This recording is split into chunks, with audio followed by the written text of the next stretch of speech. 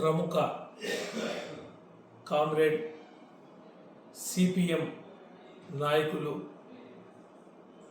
మరి యచూరి చనిపోవడం మన తెలుగువారిగా తెలుగు కుటుంబంలో జన్మించినటువంటి వ్యక్తి కింది స్థాయి నుంచి పై స్థాయి వరకు రాష్ట్ర కార్యదర్శి సిపిఎం కార్యదర్శిగా ఆయన రావటం,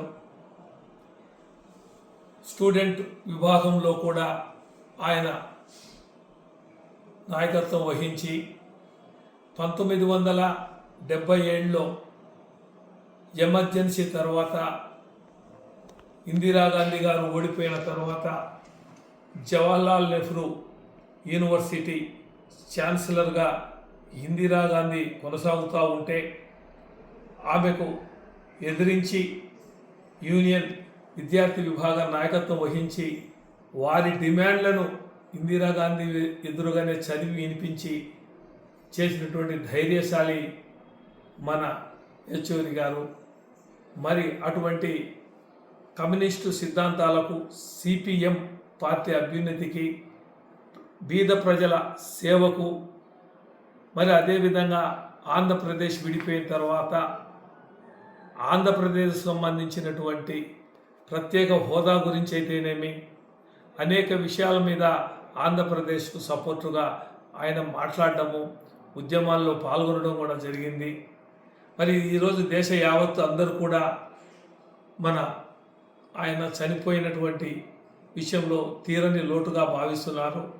నేను కూడా దివంగత ముఖ్యమంత్రి రాజశేఖర రెడ్డి గారు ఉన్నప్పుడు దాదాపు 2-3 సార్లు మనం యచూరి గారిని కలిసి, సీతారాం యచూరి గారిని కలిసి మాట్లాడడం జరిగింది. చాలా వినయంగా, విధేయతగా ఎవరినైనా సరే బాగా మాట్లాడగలిగే వ్యక్తి. అటువంటి వ్యక్తి ఈరోజు చనిపోయినందుకు ఒక తెలుగువారిగా, ఒక తెలుగువానిగా నేను కూడా చాలా బాధపడుతున్నా. ఈరోజు దేశ యావత్తు కూడా అన్ని పార్టీల వాళ్ళు కూడా ఆయన మరణం తీరని లోటు అని చెప్పేసని, అదేవిధంగా రాజ్యసభ సభ్యునిగా ఎన్నికైన తర్వాత పార్లమెంటులో అనేక విషయాల మీద చర్చించి అనేక విషయాల్లో కూడా కమిటీల్లో కూడా నెంబర్గా కొనసాగారు. ఎస్ఎఫ్ఐలో కానీ మరి కమ్యూనిస్ట్ పార్టీ ఆఫ్ ఇండియాలో కానీ ఆయన పనిచేశారు విద్యార్థి విభాగంలో ఉన్నప్పుడు.